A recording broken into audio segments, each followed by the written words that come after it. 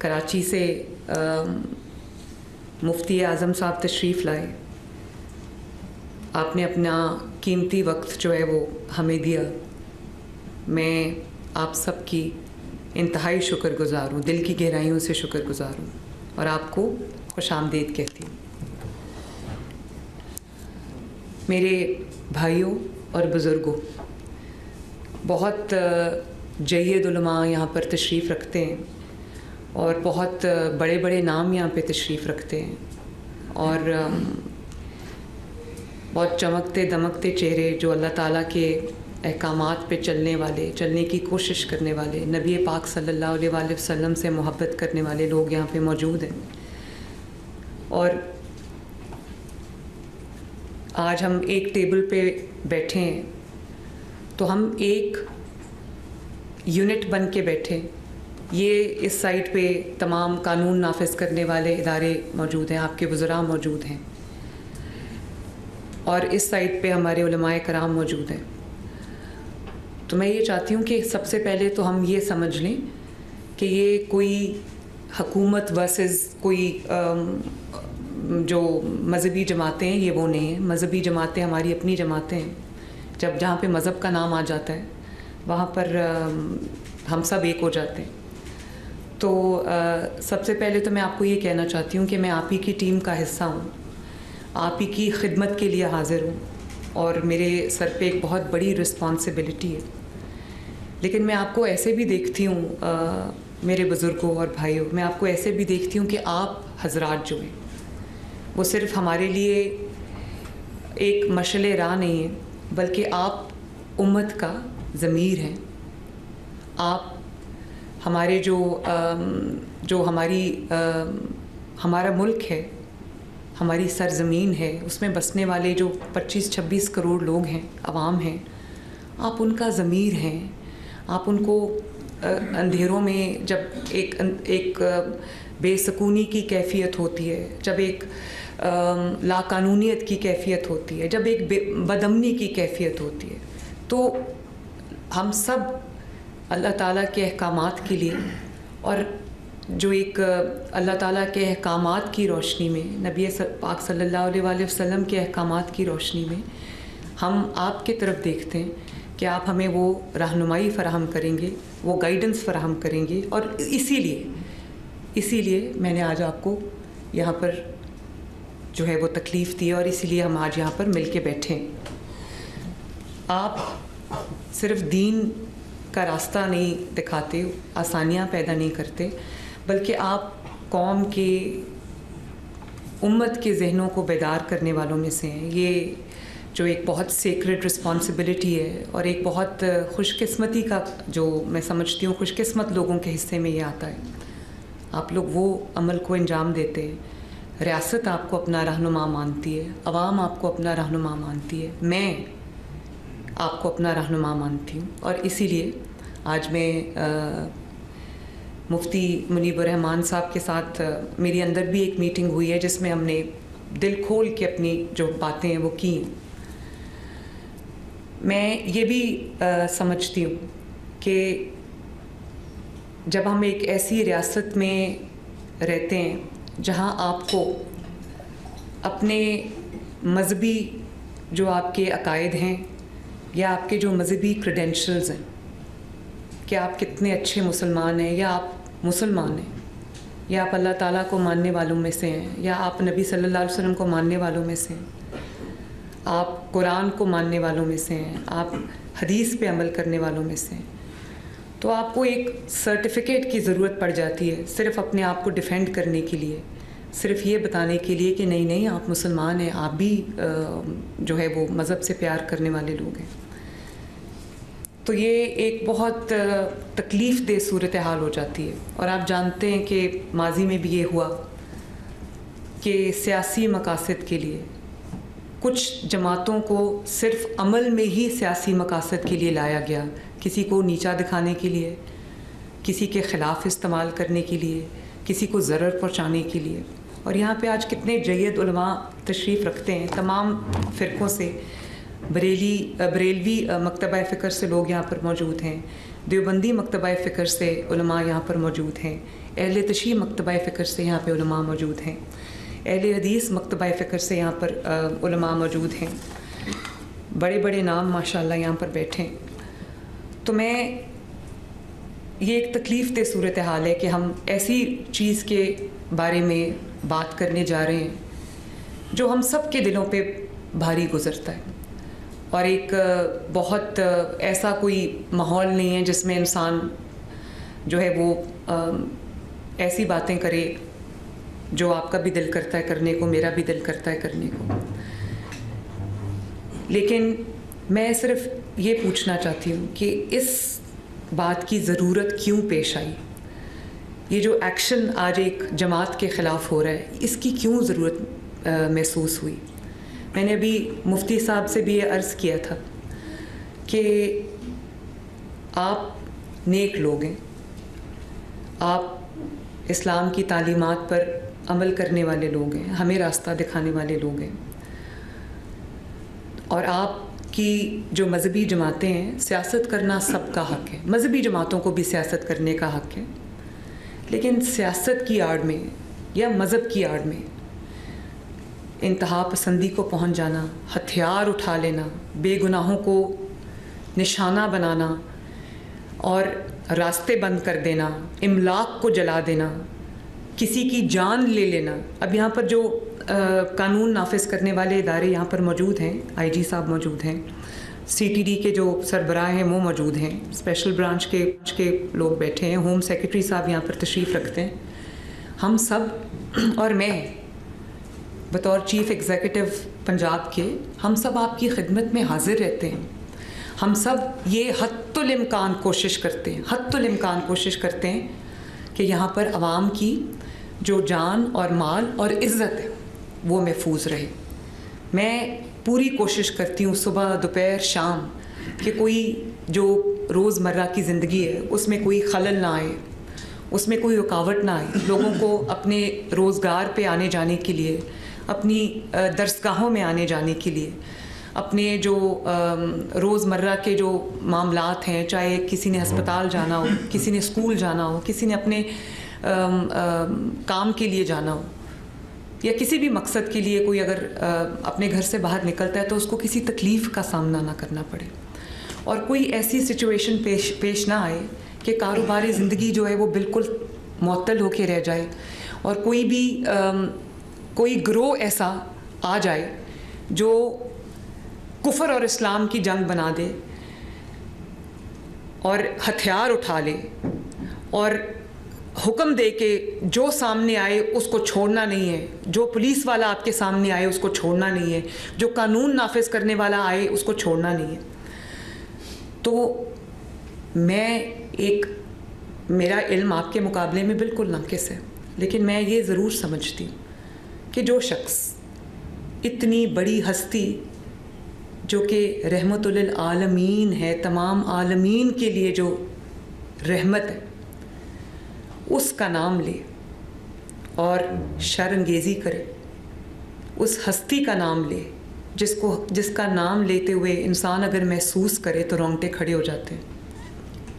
جو عاشقان رسول صلی اللہ علیہ وآلہ وسلم ہیں، ان کے سامنے جو صحیح عشق کرتے ہیں، ان کے سامنے آپ نبی پاک صلی اللہ علیہ وآلہ وسلم کا نام لیں تو آنسو لوگوں کی آنکھوں سے جاری ہو جاتے ہیں، رونگٹے لوگوں کے کھڑے ہو جاتے ہیں، ایک جھرجھری سی کبھی کیفیت ایک آ جاتی ہے انسان کے اندر. جو عشاق بیٹھے ہیں وہ اس بات کو سمجھتے ہیں. تو آپ خود یہ فرما دیجئے کہ کوئی اگر نبی پاک صلی اللہ علیہ وآلہ وسلم سے عشق کا دعویٰ کرے اور اس کے ہاتھ میں بندوق ہو اور وہ اپنے ساتھیوں کو یہ پیغام دے رہا ہو کہ ان کو مار دو، اس کے ہاتھ میں ڈنڈے ہوں کیلوں والے، اور وہ یہ کہہ رہا ہو، نہ صرف کہہ رہا ہو بلکہ کر رہا ہو کہ جو قانون نافذ کرنے والے ادارے جو آپ کی خدمت میں آپ کی حفاظت پہ مامور ہیں، ان کو مار مار کے ان کی ہڈیاں توڑا ہو، ان کے سر پھاڑا ہو، ان کی جو وہ کھوپڑیاں ہیں، وہ میرے پاس جو تصاویر ہیں آپ امیجن نہیں کر سکتے کہ میرا دل کس طرح سے دکھتا ہے جب میں دیکھتی ہوں کہ وہی لوگ جو اپنی جان ہتھیلی پہ لے کے آپ کی حفاظت کے لیے، آپ کے گھروں کی، آپ کے محلوں کی، آپ کی سڑکوں کی، آپ کے شہروں کی حفاظت کے لیے، آپ کی املاک کی حفاظت کے لیے جو آپ کے سامنے کھڑے ہیں، آپ یہ حکم دے رہے ہیں کہ ان کو جلا دو, ان کے سر توڑ دو, ان کی ہڈیاں توڑ دو اور راستہ بند کر دو. نبی پاک صلی اللہ علیہ وسلم تو راستے سے پتھر ہٹانے کو اتنا بڑا ثواب کا کام کہا ہے. اور آپ جانتے ہیں کہ انہوں نے یہ بھی حکم دیا ہے کہ کچھ چیزوں میں مسلمان اور غیر مسلمان اس کی تفریق نہیں ہے.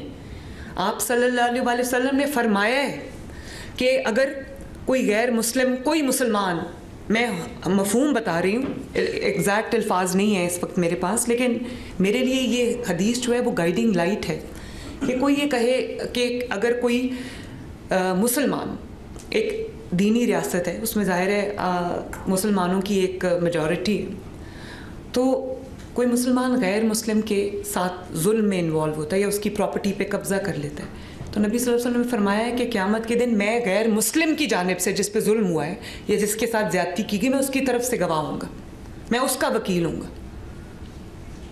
تو انہی احکامات کی روشنی میں آپ سے یہ رہنمائی چاہتی ہوں کہ بطور حکمران, جو یہ حکمرانی اللہ تعالیٰ نے دی ہے, یہ کرسی مجھے اللہ تعالیٰ نے دی ہے اور یہ سدا رہنی بھی نہیں ہے, میں آپ سے یہ رہنمائی چاہتی ہوں کہ اگر کوئی جتھا ہتھیاروں سے لیس ہو کر سڑکوں پہ آ جائے اور کہے کہ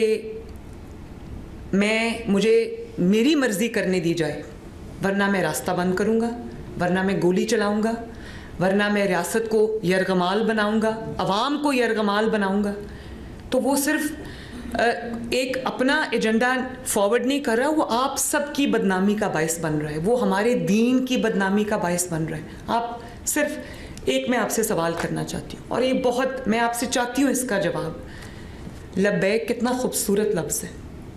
جب آپ احرام کی حالت میں ہوتے ہیں تو جب آپ کہتے ہیں لبیک اللہم لبیک, تو آپ اللہ تعالیٰ کے حضور آپ یہ کہتے ہیں پاک صاف ہو کے کہ اللہ تعالیٰ میں حاضر ہوں.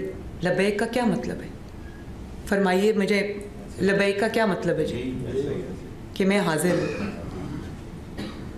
تو اب پاکستان میں رہتے ہوئے اس مقدس لفظ کا آپ کے ذہن میں کیا مطلب آتا ہے؟ لبیک سے آپ کے دماغ میں کیا آتا ہے؟ ایک مذہبی سیاسی دماغ. اور اتنا تکریم والا لفظ جو ہم احرام کی حالت میں ہمیں پڑھنے کا حکم ہے, اور یہ بھی ہمیں بتایا گیا ہے کہ اللہ تعالیٰ کو احرام کی حالت میں, چاہے آپ وہ عمرے کے لیے جا رہے ہوں یا حج کے ارادے سے جا رہے ہوں, میقات کے وقت جب آپ احرام میں اس کے مقام پہ جب آپ احرام پہنتے ہیں, تو اللہ تعالیٰ کو اس حالت میں آپ کی زبان سے کوئی کلمہ اس سے زیادہ جو محبوب نہیں ہے. ہم پڑھتے ہیں جب ہم جاتے ہیں احرام کی حالت میں, تو وہ دل پہ لگتا ہے جا کے وہ لفظ لبیک. یقین مانیں اس کا, جس طرح کبھی آپ اللہ اکبر کہیں اپنی کسی کیفیت میں, وہ ایسے دل پہ لگتا ہے جا کے. اسی طرح لبیک کا لفظ احرام کی حالت میں کیا ہے؟ اور جب آپ اذان کا جواب دیتے ہیں جس کے لیے اللہ تعالیٰ نے کئی لاکھ نیکیاں رکھی ہیں, تو جب آپ حی علی الصلاۃ حی علی الفلاح کہتے ہیں, تو آپ دل میں آپ کو کیا کہنے کا حکم ہے؟ لبیک کہنے کا حکم ہے کہ اللہ تعالیٰ میں حاضر ہوں. تو آپ سوچیں کہ اس لبیک لفظ کو جب آپ چھوڑ دیں, کیا آپ لبیک کے بارے میں سوچیں, آپ کے ذہن میں پہلا خیال کیا آئے گا؟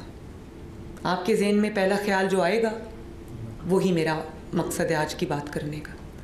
اور میں آپ سب سے یہ ہاتھ جوڑ کے ریکویسٹ کرنا چاہتی ہوں, آپ کی بیٹی کے طور پہ, آپ کی بہن کے طور پہ, کہ اپنے آپ کو, اب دیکھیں جماعت اسلامی کے ساتھ میرا اختلاف ہو سکتا ہے, سیاسی اختلاف, جو JUIF ہے یا اور بھی جتنی بھی مذہبی جماعتیں ہیں, میرا سیاسی طور پہ میں ان سے ایگری کرتی ہوں یا نہ کرتی ہوں. آپ بھی مفتی منیب الرحمان صاحب, ان کو بھی میں نے پوچھا, میں نے کہا کہ کبھی آپ جتنے حضرات بیٹھے ہیں یہاں پر, اہل تشیع کے لوگ بھی شامل ہیں, اور بہت ایک محرم میں ایک ایکسٹینسو ایک ایکسرسائز ہوتی ہے, میں نے آج تک نہیں دیکھا کہ کسی نے کوئی کیلوں والا ڈنڈا آپ حضرات میں سے کسی نے اٹھایا ہو. راغب نعیمی صاحب یہاں پر موجود ہیں, یا کسی نے یہ کہا ہو. آج تک میں نے آپ حضرات کی زبان سے ممبر پہ کھڑے ہو کے. میں نے کبھی یہ سنا ہی نہیں کسی سے کہ کوئی یہ کہتا ہو اس کو مار دو, اس کو جلا دو, راستہ روک دو. اور دیکھیں کس لیے, غزہ کے لیے. ہم سب مسلمان ہیں, ہمارا اور دل جو ہے وہ غزہ کے, فلسطین کے مسلمانوں کے لیے دھڑکتا بھی ہے, دکھتا بھی ہے. اور مجھے جو امت مسلمہ کی جو جتنے بھی پاورز ہیں اس وقت, انفلوئنشل لوگ ہیں, ہم سمیت, مجھے شکوہ ہے اپنے آپ سے بھی کہ ہم وہ توانا آواز نہیں بن سکتے یا بن سک رہے جو ہمیں بننا چاہیے, کہ جس طرح وہ سب اکٹھے ہو جاتے ہیں ظالم جو ہیں.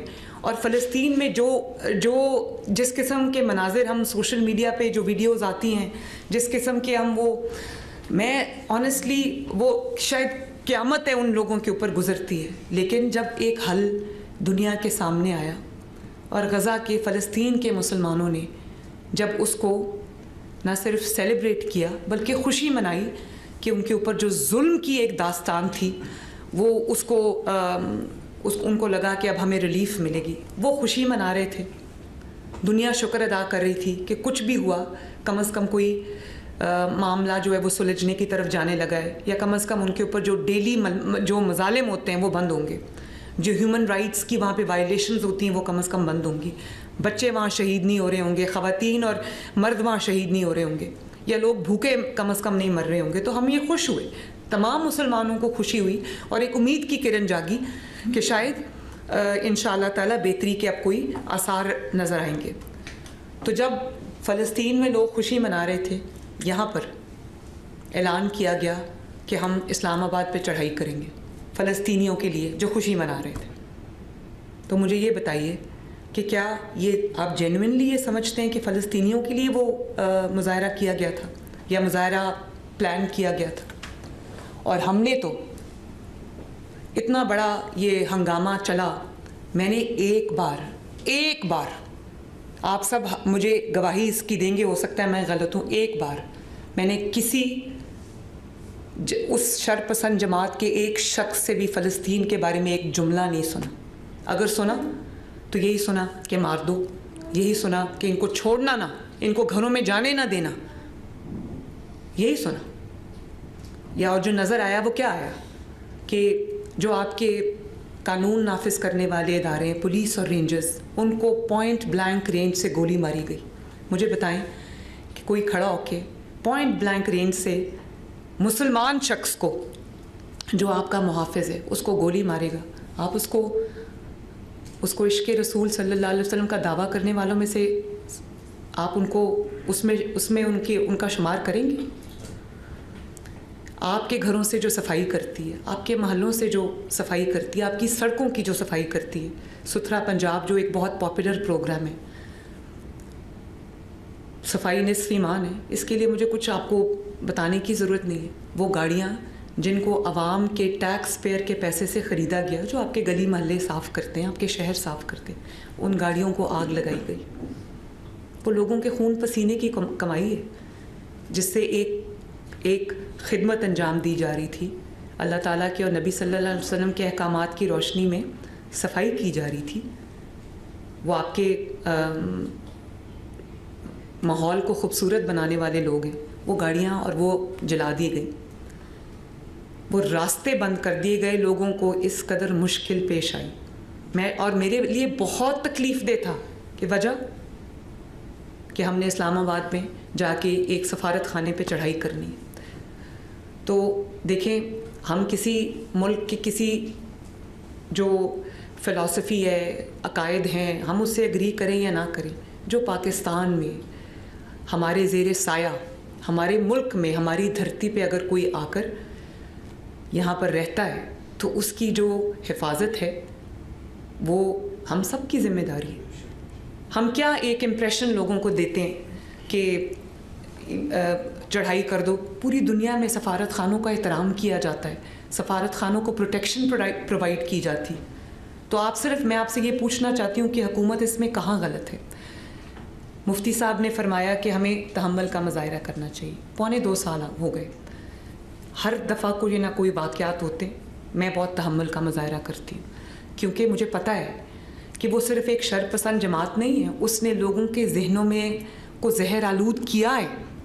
اس نے لوگوں کو یہ بتایا ہے کہ یہ مذہب کی بات ہے، حالانکہ وہ مذہب کی بات نہیں ہے.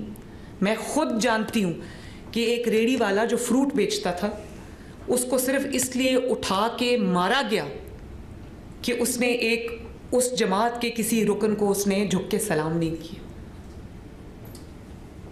یہ میرے پاس آیا ہے کیس، مجھے بہت تکلیف ہوئی اس بات کی. تو آپ جیسے کہ آپ پہ فرض ہے، آپ دین کی سمجھ بوجھ رکھتے ہیں، دین کی نالج رکھتے ہیں. اللہ تعالیٰ کا جو مقدس گھر ہے جس کو ہم مسجد کہتے ہیں، یا مدرسہ جس کے اندر اسلام کی تعلیمات دی جاتی ہیں، قرآن پاک کو پڑھایا جاتا ہے، سمجھایا جاتا ہے، احادیث کے بارے میں لوگوں کو آپ انلائٹن کرتے ہیں، اس کا ممبر آپ کے پاس ہے، وہ لاؤڈ سپیکر آپ کے پاس ہے. اور اگر آپ یہ سمجھتے ہیں، دیکھیں میں تو بطور مسلمان ہوں، میں ایک مذہبی گھر سے تعلق رکھتی ہوں، اور میں اس ماحول میں بڑی ہوئی ہوں کہ میرے دادا، میرے والد، میرے تمام گھر والے، ہم عید میلاد النبی کو ایک عید کے طور پہ مناتے ہیں. ہمارا آج بھی گھر جو ہے اس کو اس طرح سجایا جاتا ہے جیسے واقعی کوئی شادی ہے، کوئی عید ہے. تو جب میں چھوٹی تھی تو ماڈل ٹاؤن میں رہتے تھے، تو عید میلاد النبی صلی اللہ علیہ وسلم کے جلوس ہمارے گھر کے آگے سے گزرتے تھے. میرے دادا نے ہمارے ہاتھوں میں، ہم چھوٹے چھوٹے بچے ہوتے تھے، پھولوں کی، گلاب کی پتیاں دی ہوتی تھیں، اور مٹھائی کے جو پیکٹس ہیں وہ دیتے، وہ ہم جلوس کے اوپر وہ پتیاں پھینکا کرتے تھے، اور وہ جو مٹھائی ہے وہ جلوس میں تقسیم کیا کرتے تھے. تو میری تو اس قسم کی ماحول میں میری پرورش ہوئی ہے. مجھے تکلیف ہوتی ہے یہ دیکھ کے کہ کوئی عشق رسول صلی اللہ علیہ وسلم کا دعوے دار جو ہے وہ کام کر رہا ہے جو بالکل نبی صلی اللہ علیہ وسلم کے احکامات کے منافی ہے. اور آپ سب کو میری آپ سے یہ گزارش ہے کہ یہ بھی حدیث ہے نا کہ ایمان کا سب سے کمزور درجہ یہ ہے کہ دل میں برا جانے. ہم سب دل میں برا جانتے ہیں، بات نہیں کرتے سامنے آ کے، کسی نہ کسی خوف کی بنا پہ ہم لوگ بات نہیں کرتے. یہ بات کی جانی چاہیے. آپ اپنے آپ کو، تمام مذہبی جماعتوں کو اس سے اپنے آپ کو علیحدہ کرنا ہے، اور ان کے جو فالوورز ہیں جس کے اندر بہت کوئی انوسنٹ لوگ بھی ہیں جو دین کی محبت میں اینالائز کیے بغیر ایک بھیڑ چال کے پیچھے چل پڑتے ہیں، ان کو صحیح راستے پہ لانا، ان کو دین کا اصل روح سمجھانا، ان کو عشق نبی صلی اللہ علیہ وسلم کی اصل روح سمجھانا، یہ آپ سب کا فریضہ ہے. لوگوں کی جو ایک فکری اصلاح ہے وہ بھی آپ کا مذہبی فریضہ ہے. اور اسی طرح آپ کے جان کی، آپ کے مال کی، آپ کی املاک کی، آپ کی عزت کی، آپ کی ناموس کی حفاظت بطور وزیر اعلیٰ میری ذمہ داری ہے، میری مذہبی ذمہ داری، جس کے بارے میں اللہ تعالیٰ کو جواب دے ہوں. اور اتنا جھوٹ کہ آپ نے شاید وہ ویڈیوز دیکھی ہوں گی کہ کیش کے بنڈلز نکل رہے ہیں دفاتر میں سے. وہ اسلحہ برآمد ہوا ریڈز کے دوران، جو اسلحہ شاید لا انفورسمنٹ ایجنسیز کے پاس بھی نہیں. میں آپ سے پوچھنا چاہتی ہوں کہ آپ میں سے کتنے ایسے علماء کرام ہیں جن کے مدارس میں، جن کی مساجد میں وہ اسلحہ کہیں سے نکل آتا ہے یا اسلحہ رکھا ہوا ہے اپنے، جو اپنے حفاظت پہ معمور جو سیکیورٹی گارڈز رکھے ہوئے ہیں ان کے پاس جو لائسنس والا اسلحہ ہے. یہ اسلحہ کس لیے استعمال ہوتا ہے؟ آپ بھی جانتے ہیں یہ اسلحہ استعمال ہوتا ہے ریاست کے خلاف. یہ اسلحہ استعمال ہوتا ہے قوم کے اندر، عوام کے اندر خوف و ہراس کی کیفیت پھیلانے کے لیے. یہ اسلحہ استعمال ہوتا ہے پولیس کے اور رینجرز کے جو لوگ ہیں ان کی سینوں پہ چلانے کے لیے. ایک ایس ایچ او ہمارا شہید ہوا ہے، بہت بہادر بچہ تھا، پوائنٹ بلینک رینج سے اس کے سینے میں گولی ماری، اس کے 2 چھوٹے چھوٹے بچے. تو مجھے پتہ ہے کہ آپ لوگ اس چیز کو اچھا نہیں سمجھتے اور آپ اس چیز کو، اس کی مذمت کرتے ہیں، میں جانتی ہوں، لیکن صرف مذمت کرنا کافی نہیں ہے. آپ اس کو اپنے، کیونکہ جب ہم دینی جماعتیں اگر درمیانی بات کریں گی، درمیانی بات جو کہ شاید میں سمجھتی ہوں مجبوری بھی ہوتی ہے کئی بار کرنی، سیاسی لوگوں کی بھی مجبوری ہوتی ہے درمیانی بات کرنا. جب آپ درمیانی بات کریں گے تو لوگوں کے دماغ میں شکوک اور شبہات جو ہے وہ جنم لیں گے. لوگوں کو کلیئرٹی کے ساتھ نہیں پتہ چلے گا کہ کون دین کو ریپرزینٹ کرتا ہے اور کون دین کی آڑ میں جو ہے وہ اپنے جو مذموم مقاصد ہیں ان کو آگے بڑھا رہا ہے. فتنے کی نشاندہی کرنا. اور آپ نے بالکل صحیح کہا کہ جب ایک سیاسی جماعت ہتھیار اٹھاتی ہے تو وہ سیاسی جماعت نہیں رہتی. جب مذہبی جماعت ہتھیار اٹھاتی ہے وہ مذہبی جماعت نہیں رہتی، وہ تشدد پسند جماعت ہو جاتی ہے. اور میں آپ کو یہاں پر پی ٹی آئی کی مثال دینا چاہتی ہوں کہ جب تک وہ سیاسی جنگ لڑتے رہے ان کو کسی نے کچھ نہیں کہا. انہوں نے ہزاروں جلسے کیے، ان کو کسی نے انگلی بھی نہیں لگائی. جس دن انہوں نے ریاست کے خلاف ہتھیار اٹھا لیا، جس دن انہوں نے ہتھیار استعمال کیے، گولیاں چلائیں، املاک کو جلایا، ریاست کی اور عوام کی املاک کو جلایا، اور انہوں نے وہ رویہ اختیار کر لیا جس سے وہ سیاسی جماعت کی کیٹیگری سے باہر نکل گئی، اس دن سے ان کا زوال شروع. اس کے لیے وہ کسی کو جو بلیم نہیں کر سکتے، کسی کو اس کا الزام نہیں دے سکتے، اس کے ذمہ دار وہ خود ہیں. اگر سیاسی جد و جہد کرتے رہتے تو کسی کو کوئی اعتراض نہ ہوتا. ہمیں بھی بہت مشکل وقت میں نے بھی دیکھا ہے، میرے والد نے دیکھا ہے، میرے خاندان نے دیکھا ہے، لیکن ہم نے کبھی ہتھیار نہیں اٹھایا، کبھی کسی کو مارنے کا نہیں سوچا. حکومتیں تو آتی جاتی رہتی ہیں، یہ سب کچھ ہمارا ہے، یہ قانون نافذ کرنے والے ادارے بھی ہمارے ہیں. اب آپ دیکھیے جب انڈیا نے ہمارے پہ حملہ کیا تو کس نے آپ کو فتح دلائی، کس نے آپ کا سر فخر سے بلند کیا؟ آپ کی فوج تھی. اسی فوج پر حملہ کیا تھا 9 مئی پہ پی ٹی آئی نے. تو اس کا جو انجام تھا وہ یہ تو نہیں ہو سکتا تھا کہ کیونکہ انہوں نے ایک سیاسی لبادہ اوڑا ہوا تو ان کو کہہ دیا جائے کہ نہیں کوئی بات نہیں، جائیں، غلطی معاف ہو گئی. انصاف کرنا، عدل کرنا، یہ آپ کی بھی مذہبی فریضہ ہے، میرا بھی مذہبی فریضہ ہے. ہر کوئی جو اپنے نیچے جتنے بھی لوگوں کا ذمہ دار ہے اس کو عدل کرنے کا حکم دیا گیا ہے، اس کو انصاف کرنے کا حکم دیا گیا ہے. اور آپ یہ جانتے ہیں کہ جب تفرقہ آ جاتا ہے، جب کوئی فتنہ سر اٹھا لیتا ہے تو قوموں کی تنزلی شروع ہو جاتی ہے، تو ملکوں کی تباہی شروع ہو جاتی ہے. میں یہ باتیں آج آپ کے سامنے اس لیے رکھ رہی ہوں کہ مجھے آپ کی سپورٹ کی ضرورت ہے، مجھے مدد کی ضرورت ہے آپ سے. کیوں ضرورت پڑتی ہے بار بار؟ ہم اس لیے کیوں نہیں ملتے کہ ہم نے دین کو کیسے مضبوط کرنا ہے، مدرسوں میں کس طرح ہم نے ان کو اور بہتر کرنا ہے، یا ہم نے کس طرح آپ کی معاونت کرنی ہے. جس قسم کی معاونت کی بھی دینی جماعتوں کو یا ضرورت ہے، ہم اس پہ کیوں نہیں ملتے؟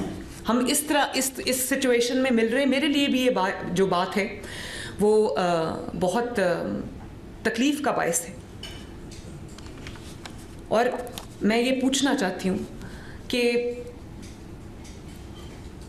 وہ قانون نافذ کرنے والے اداروں کے افسران، اہلکار جو آپ کی حفاظت کرتے کرتے، جو اس قوم کی حفاظت کرتے کرتے، اس ملک کی حفاظت کرتے کرتے، جن جتھوں نے، مسلح جتھوں نے ان کی جانیں لے لی، ان کے خاندانوں کو میں کیا جواب دوں؟ ان کے خاندانوں کو آپ کیا جواب دیں گے؟ حتی الامکان کوشش کے باوجود کہ کوئی ایسی سچویشن کریٹ نہ ہو جہاں ہمیں کوئی ایکشن لینا پڑے.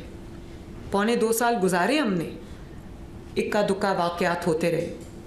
جماعت اسلامی نے اپنے بہت بڑے اپنے گیدرنگز کی، مذہبی اجتماع کیے، JUI نے کیے، باقی مذہبی جماعتیں کرتی ہیں. ہم خوشی سے اجازت دیتے بلکہ ان کو فیسیلیٹیٹ کرتے ہیں.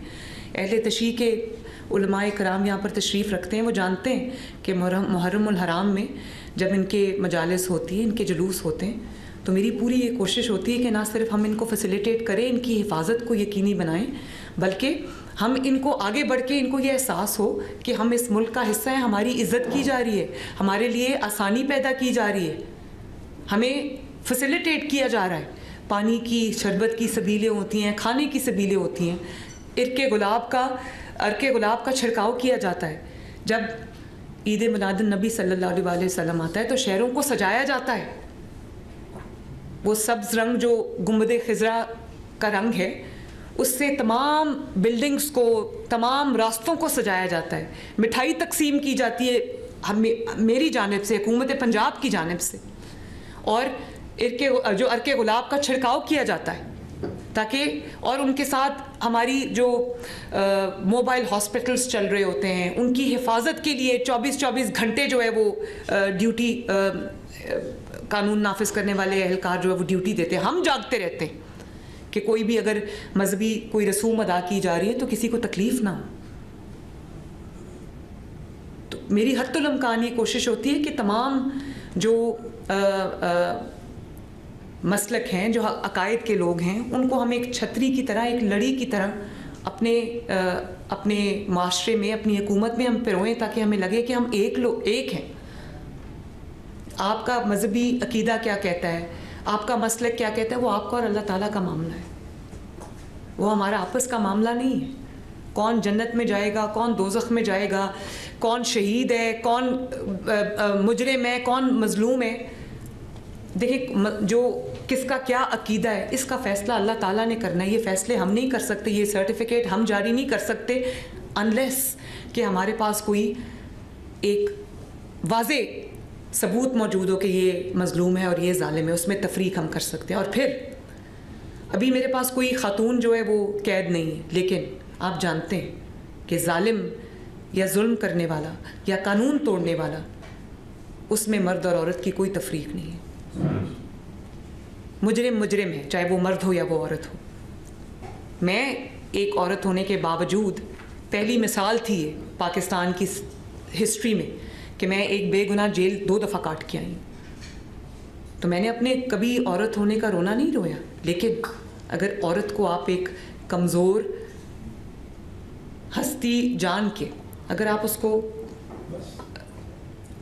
اپنے پروٹیکشن کے لیے استعمال کریں گے, اپنے لیے ڈھال بنائیں گے, اور مدرسے جیسی جگہ پہ, مسجد جیسی تقدس بھری جگہ پہ جب آپ ان کو یہ تعلیم دیں گے کہ آپ نے اس طرح سے ہتھیار چھپانے ہیں, آپ نے اس طرح سے جو ہے وہ کمیونیکیشن کا جو نظام ہے اس کو عمل میں لانا ہے, جو ٹریننگ دہشت گردوں کو دی جاتی ہے, جب وہ ٹریننگ ان کو دی جائے گی تو وہ بھی پھر اتنی مجرم ٹھہرائیں گی. آپ جانتے ہیں کہ میں پنجاب میں آج خواتین کے خلاف جرائم جو ہے وہ میری ریڈ لائن ہے. کسی خاتون کے ساتھ, کسی ماں کے ساتھ, کسی بیٹی کے ساتھ, کسی بہن کے ساتھ کوئی ظلم ہوتا ہے تو میرا جو ہمارا نظام ہے, وہ حکومت ہے, وہ حرکت میں آتی ہے.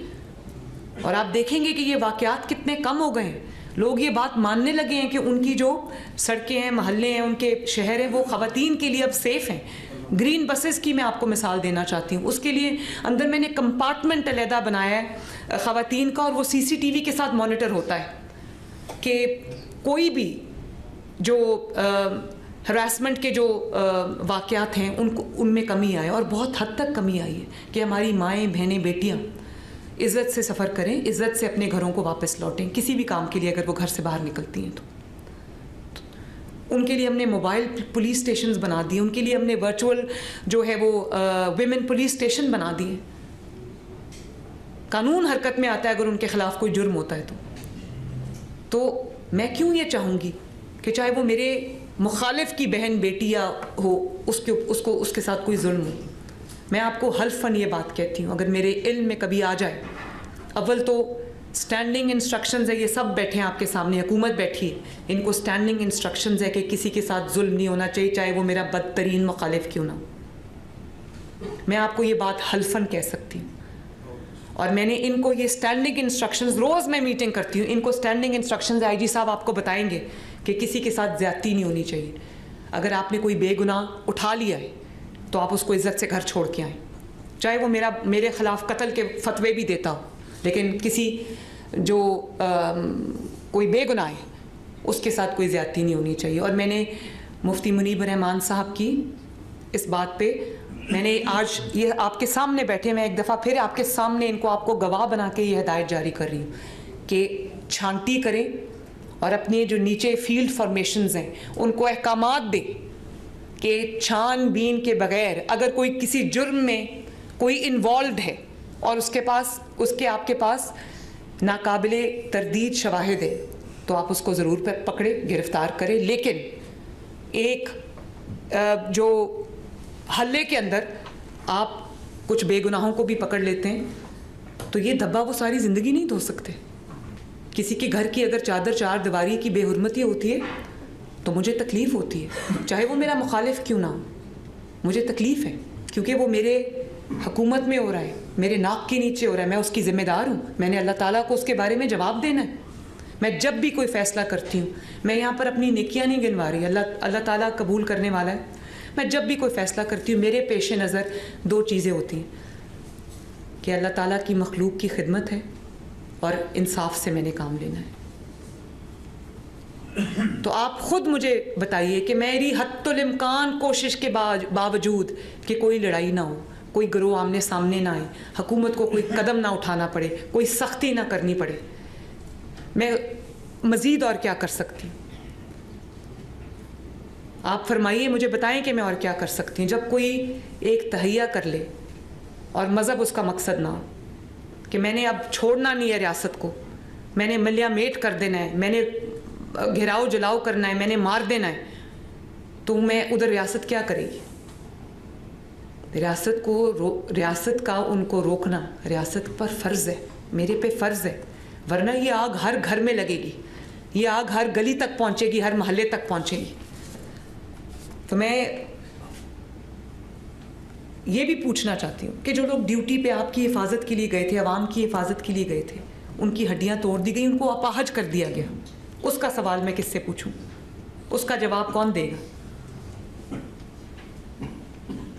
ہتھیار آپ کے پاس کہاں سے آئے اور اتنی تعداد میں ہتھیاروں کی ضرورت آپ کو کیوں پڑی؟ اس کا جواب کون دے گا؟ اتنا کروڑوں روپیہ جو آپ کے بکسوں سے نکلا ہے, آپ کے دفاتر سے نکلا ہے, آپ کے مدارس سے نکلا ہے, اس کی ضرورت آپ کو کیوں پیش آ رہی ہے؟ میں سمجھنا چاہتی ہوں کہ اس کی ضرورت آپ کو کیوں پیش آ رہی ہے. یہ دین اسلام کے نام پر کی گئی سب سے بڑی خیانت ہے, اور اس کو خیانت کہنا یہ امانت ہے جس پہ آپ بھی, جس کے ذمہ دار ہے, جس کی ذمہ دار میں بھی ہوں. یہ امانت ہے. اس کے اندر سب سے بڑی خیانت وہ لوگ کر رہے ہیں جو سامنے دین کا نام استعمال کر رہے ہیں, اور وہاں پر ان کا ایجنڈا جو ہے وہ بہت خطرناک ہے, کچھ اور ہے. تو میرے یہ بھی کہا گیا کہ 600 ہو گئے, جاں بحق ہو گئے, 400 افراد جاں بحق ہو گئے. اور آپ دیکھیں کہ وڈیالہ میں بیٹھا ہوا شخص وہاں سے ٹویٹ کر رہا ہے عمران خان کہ 600 لوگ ہلاک ہو گئے, اور یہ وہ شخص تھا جس نے اپنے دور حکومت میں مساجد میں گھس کے گولیاں چلائی تھیں اور لوگوں کو مارا تھا, کیونکہ اپنی جماعت کمزور ہو گئی, اس نے دیکھ لیا کہ نظام چل پڑا, اس کی اہمیت ختم ہو گئی, وہ وہاں سے بیٹھ کے پھر مذہب کو استعمال کر رہے. تو میں یہ جب میں جیل میں تھی تو میں یہ سوچتی تھی کہ مجھ سے کیا غلطی ہوئی ہے, اللہ تعالیٰ سے معافی مانگتی تھی بار بار کہ جو جانے انجانے میں مجھ سے اعمال ایسے ہو گئے ہیں جس سے اللہ تعالیٰ کہیں کی کوئی ناراضگی ہو گئی ہے, تو میں اس کے لیے معافی چاہتی ہوں. تو 2 سال جیل کے بعد آج بھی وہ انسان اس چیز سے باز نہیں آیا جو وہ اپنے دور حکومت میں یا اس سے پہلے کر رہا تھا. میری والدہ کا الیکشن تھا, اس وقت NA 120 ہوا کرتا تھا جو حلقہ تھا, وہاں پر میں نے فیس کیا ہے اس جماعت کو, اس الیکشن کے لیے جو ہے وہ اس کو ترتیب دیا گیا تھا, میں نے ان کو فیس کیا تھا وہاں پر. ادھر میرے والد کے اوپر بھی جوتا پھینکا گیا اسی الزامات میں جو ایک گمراہ کن الزامات تھے. احسن اقبال صاحب کو گولی ماری گئی, اللہ تعالیٰ نے ان کو بچا لیا, مارنے والے سے بچانے والا بڑا ہے. اور آج بھی آپ دیکھیں ان کے کس قسم کے سوشل میڈیا پہ ان کی کس قسم کی ٹویٹس آتی ہیں یا پوسٹس آتی ہیں کہ ان کے سیکیورٹی میں کوئی ایسا بندہ پیدا ہو جو ان کو قتل کر دے, جو ان کو مار دے. آپ سوچیں کہ کیا آپ تمام حضرات سے میرا سوال ہے, مجھے کائنڈلی جواب دیجیے گا کہ آپ اس بات کو سپورٹ کرتے ہیں؟ تو بات تو یہاں ختم ہو جاتی ہے. مجھے پتہ ہے آپ نہیں کرتے, تو بات یہاں ختم ہو جاتی ہے. اس کے بعد کوئی کسی شک اور شبے کی کوئی گنجائش ہی نہیں رہنی چاہیے. آپ اپنے آپ سے وہ ایک نام آپ کا استعمال کرتے ہیں, بدنامی آپ کی ہوتی ہے, ان کی بدنامی نہیں ہوتی. ان کی تو میں نے آپ کو بتا دیا ہے کہ ان کا ایجنڈا ہی کچھ اور ہے. مذہبی جماعتوں کی بدنامی ہوتی, مذہبی سیاسی جماعتوں کی بدنامی ہوتی. لوگ یہ سمجھتے ہیں کہ یہ شاید ایک ہی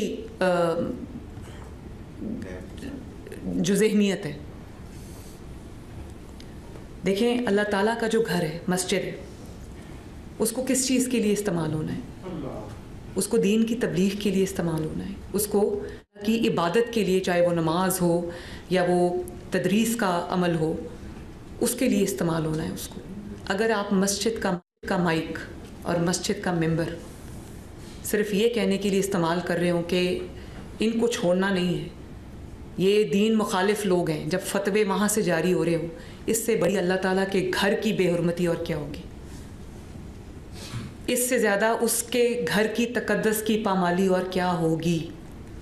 میں نہیں چاہتی کہ کسی کے اوپر ایکشن ہو. اسی لیے جو ہم نے ان سے جو ان کی جو مساجد ہیں اور جو ان کے مدارس ہیں جو ہم نے سیل کیے ہیں، اس کو ہم نے مفتی منیب الرحمان صاحب کے حوالے کیے. میں نے اس کو اپنی حکومت میں نہیں رکھا، میں نے اپنے اوقاف ڈپارٹمنٹ کو نہیں دیا، اس کو آپ سب کے حوالے کیا، کیونکہ میرا ایک یقین ہے آپ پہ، میرا ایمان ہے کہ آپ لوگ اس کو اللہ تعالیٰ کے دین کی ترویج کے لیے استعمال کریں گے، اس لیے وہ ہم نے آپ کے حوالے کر دی.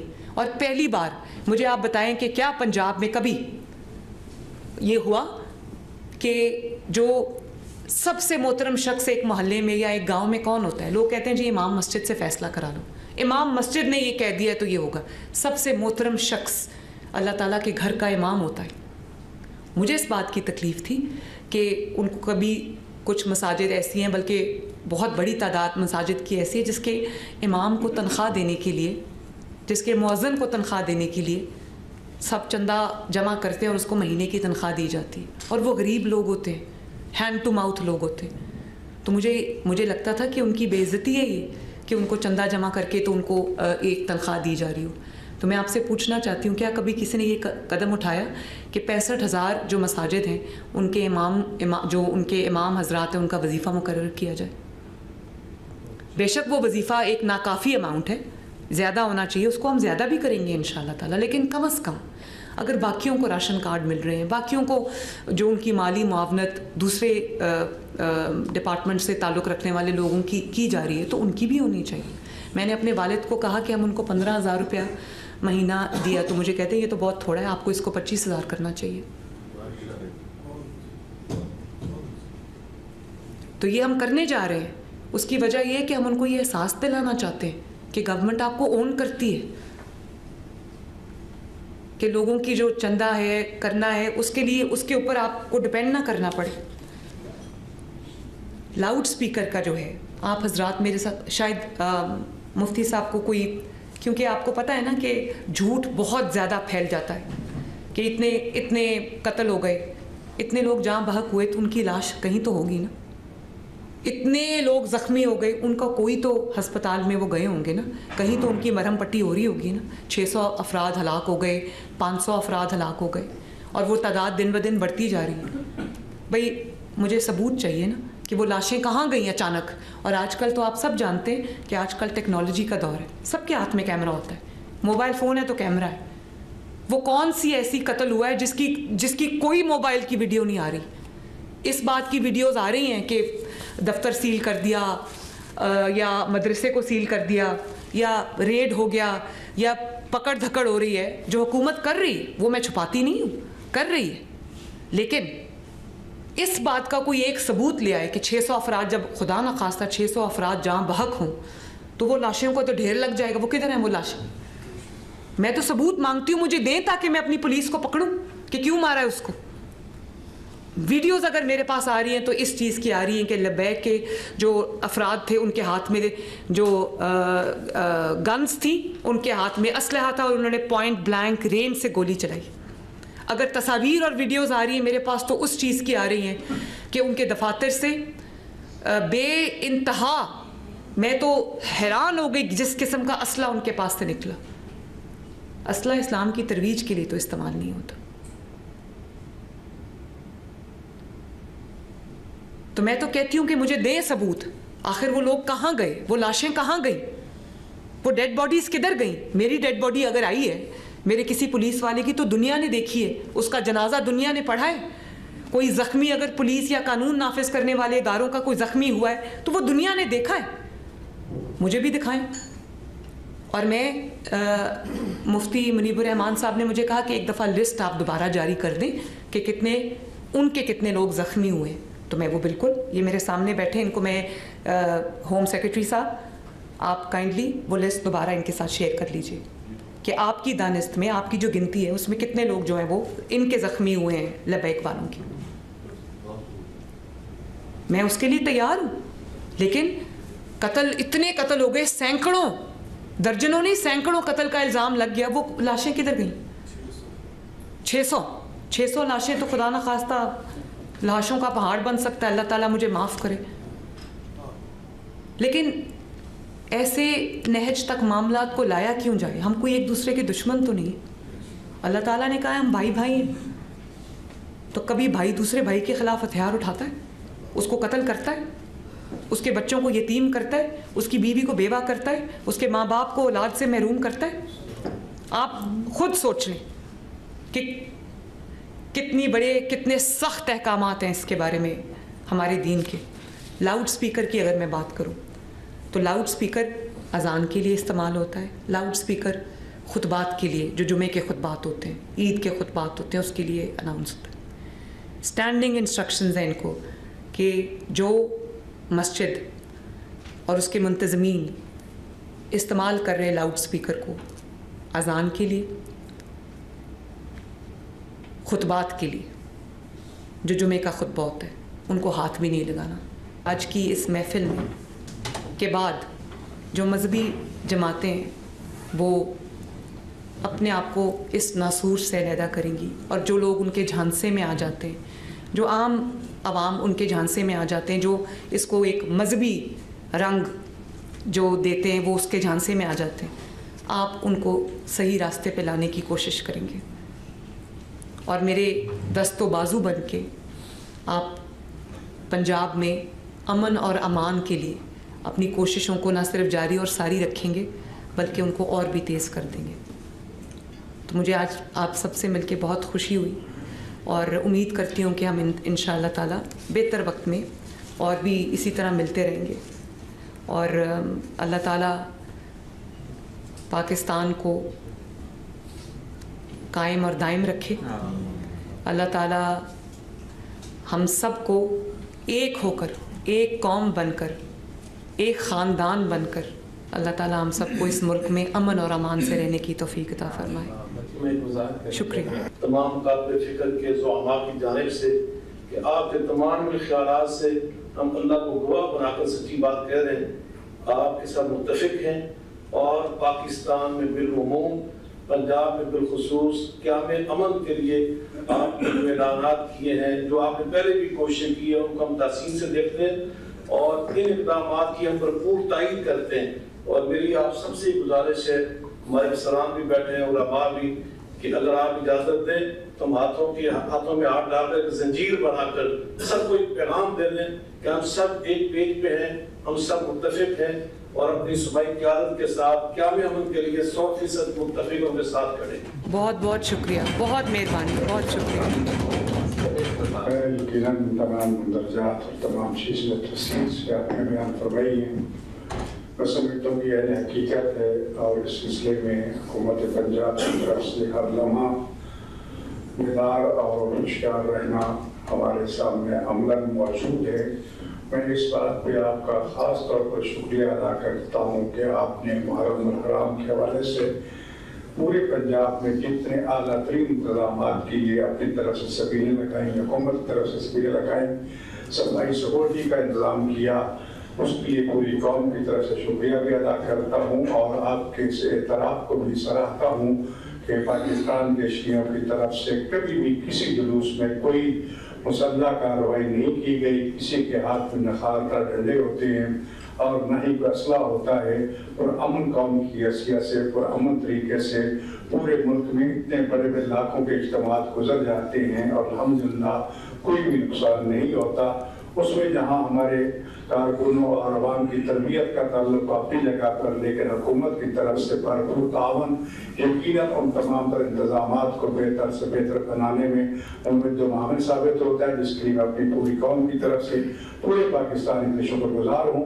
اور انشاءاللہ تعالی ہر حوالے سے، نہ صرف یہ کہ محرم کے جلوسوں کے حوالے سے پاکستان میں جو بھی کوئی کسی بھی قسم کا معاملہ کیا ہمیں امن کے حوالے سے ہے، ہم آپ کے ساتھ ہیں، پہلی کی طرح ہمیشہ کی طرح۔ یہ ہمارا وطن ہے، ہم نے بنایا ہے اور ہم نے اس کی حفاظت کرنی ہے اور ہمیشہ کی طرح حفاظت کرتے رہیں گے۔